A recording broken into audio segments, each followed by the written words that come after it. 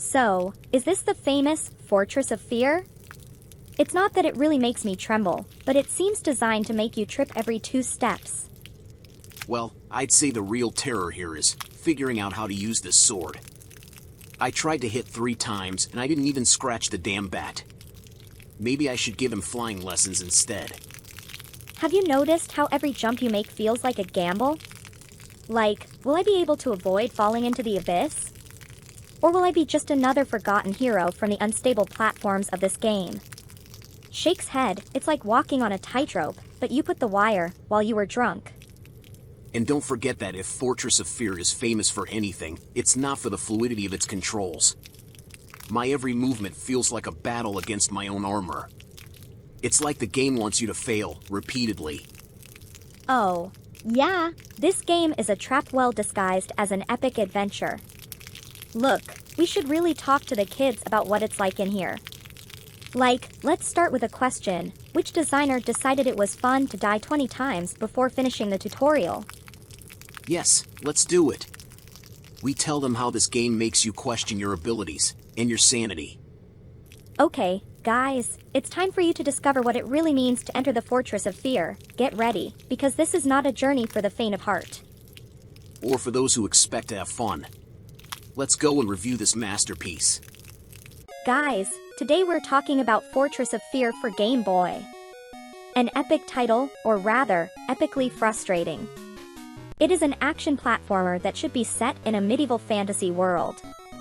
You have a knight, a sword, monstrous enemies, and only one mission: survive the control system. Ah yes, Fortress of Fear. From the title you imagine yourself entering a dark fortress, with secrets and dangers in every corner. Then you start playing and you realize that the real fear is understanding how to jump without falling into a hole, because that jump is a trap of pure design. Our hero is a little awkward, shall we say? Awkward is an understatement.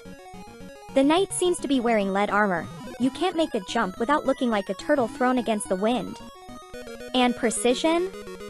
It doesn't exist. The platforms are as narrow as a blade of grass and you are there, praying that the Game Boy understands what you want to do.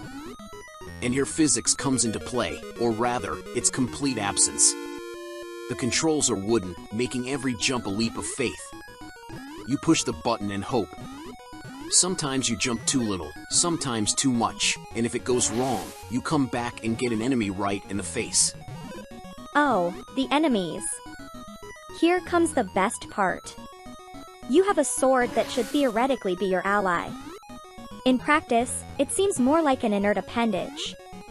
The range of the blow? Like a centimeter.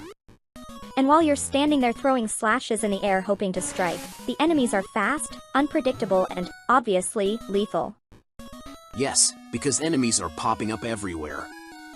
You don't see them, but they see you. And then a giant bat or a skeleton appears, and you have to react in milliseconds, hoping the sword makes contact before they hit you. But no, it's usually the bat that wins every time. But come on, a plus point goes to the graphics. For a 1990 Game Boy game, the aesthetics aren't bad. The fortress is dark, the enemies are detailed, and the atmosphere is there.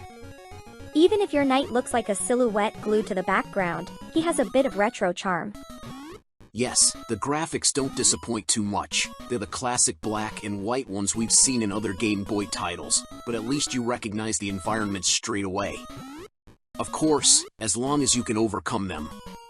The scenarios change. There are stairs, corridors, prisons. It's all very eerie, just as we would expect from a cursed fortress.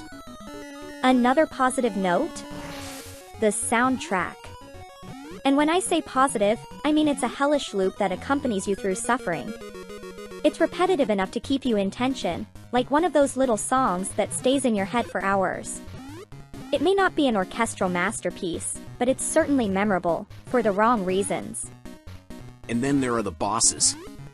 Yes, there are bosses, but honestly after fighting the game's controls, the bosses almost feel like a walk in the park. The real enemy here is the Game Boy platform itself. It's not like the game tells you, hey, there's a learning curve. No, he slaps you and throws you in.